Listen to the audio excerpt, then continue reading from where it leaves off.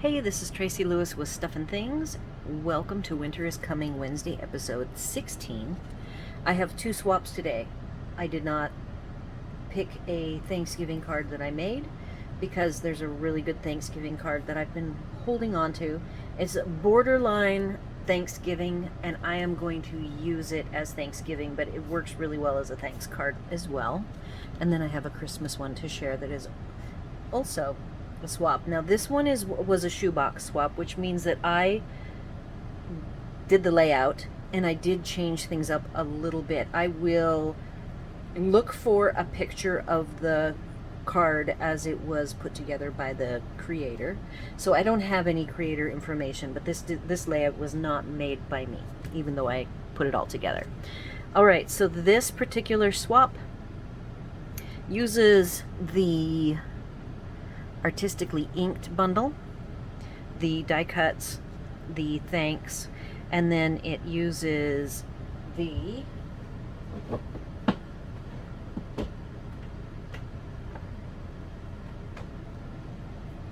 label dies from Tasteful Touches.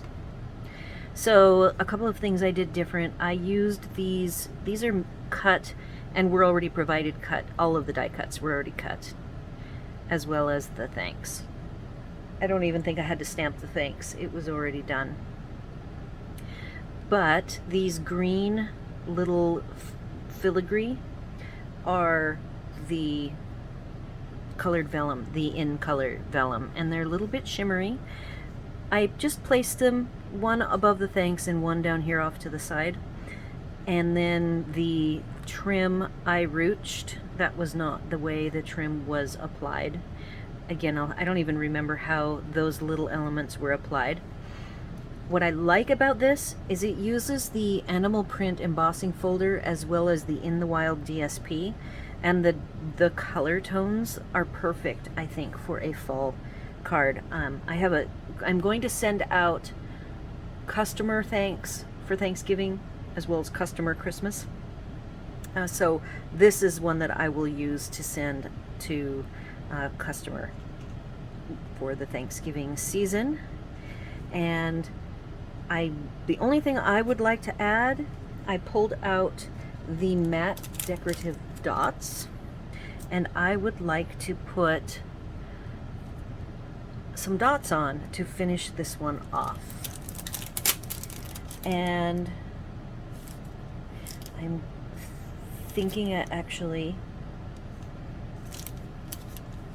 let's give this a try. It already has some gold, copper and gold.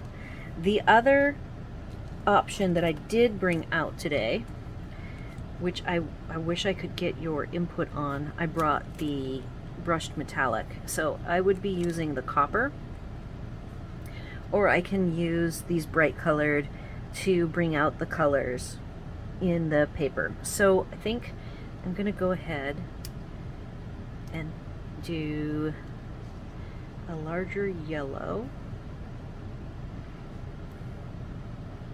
I like the darker reds. What I really like about this particular matte decorative dots set is that it's ombre, so you get quite a big range of color.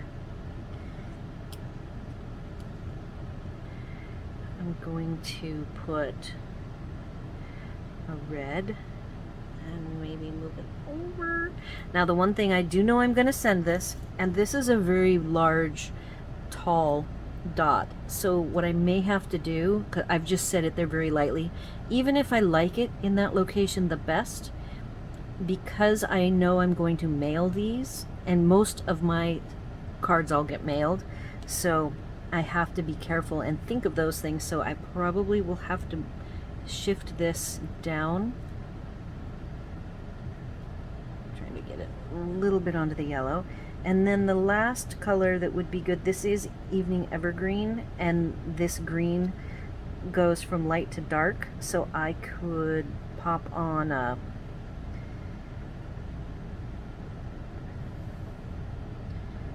dark one right there in the middle. So that's one option. And I do think I want to see what using 3 copper. So I have just applied these very lightly. Now this one actually very lightly, and I'm going to put them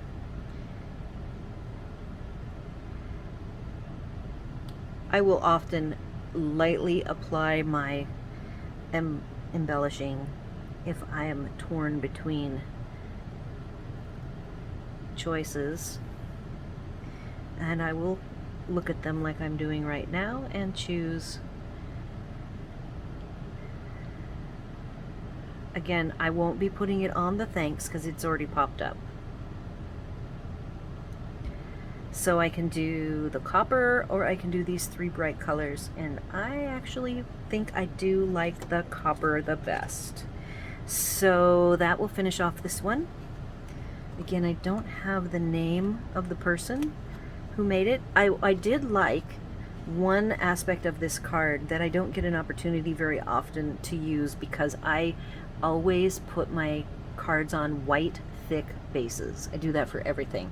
This particular card was already dry embossed on the whole front, and when you open it up, you can see that it was embossed on the front only. And I don't believe white was provided for the inside. Even if it was provided, I like to use white gel pen on these dark card-based cards. I just think that being able to use white gel pen gives it a little extra pop of uniqueness and handmade looking aspects. So I am definitely going to not put white on the inside. So that concludes that one. The second card is interesting because the set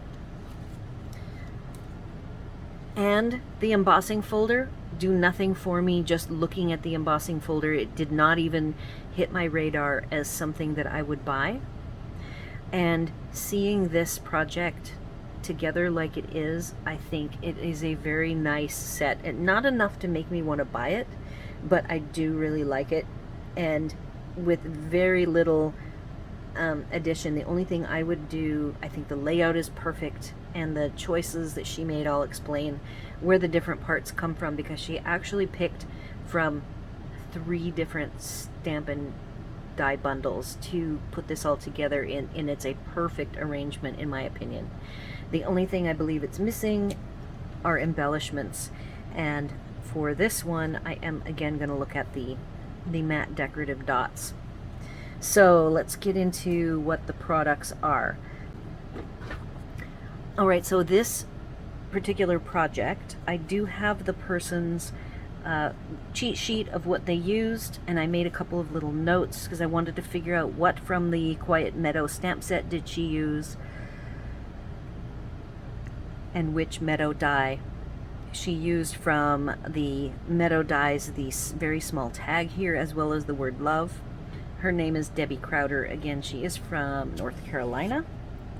And the bundle that she used is the Season's Blessings. And what I really like, she chose not to use black because of all of the color on color here. There isn't anything that needs black. She chose to go with gray for the love and gray for Season's Blessings. And I had to look very carefully at this Season's Blessings because she used the basic gray. It looks hand lettered to me. I really feel this is a very nice font, has a very handwritten look to it, which is really hard to trick a stamp person who's used to looking at stamped sentiments.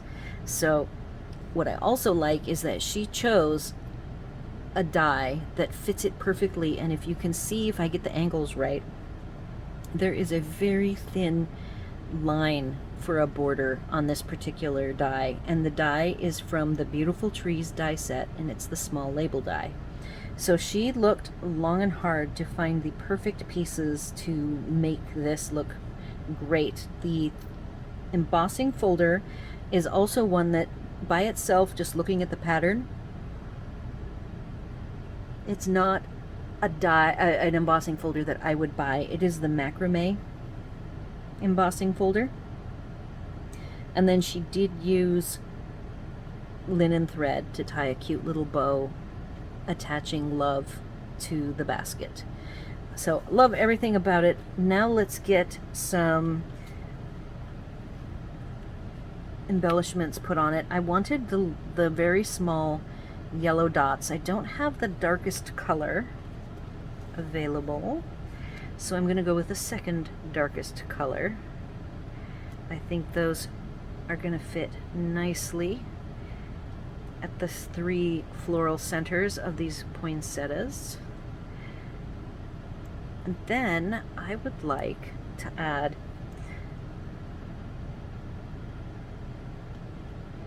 I've got a possibility of the light, soft, succulent over here on somewhere on the cherry cobbler, and then red, so that'll be a total of 5. And then for the red, the cherry cobbler, I can just pick one of the dark, maybe not the darkest, I'm gonna try the second darkest and put it right here on the basket, and I think that that finishes this off very sweetly. It has a nice country, crafty, homey feel to it with the style that it's just not a normal style, and it's not something I would buy, but I do really like a well done card. It's well stamped. All of the images are solid, well done all around. Now let's look at the inside, because I know that this inside is decorated with more flowers from the season's blessings stamp set, as well as, again, she did use black, unless she used, nope, she used evening evergreen here on the stems, and this is again that gray, which gives it a very handwritten look to it. Love everything about this card. It is now complete, and I will be adding it to my Christmas stash.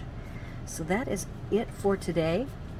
I would love your comments, questions, and suggestions on my video or over on my blog. Be sure to like, share, and subscribe, and thanks for watching.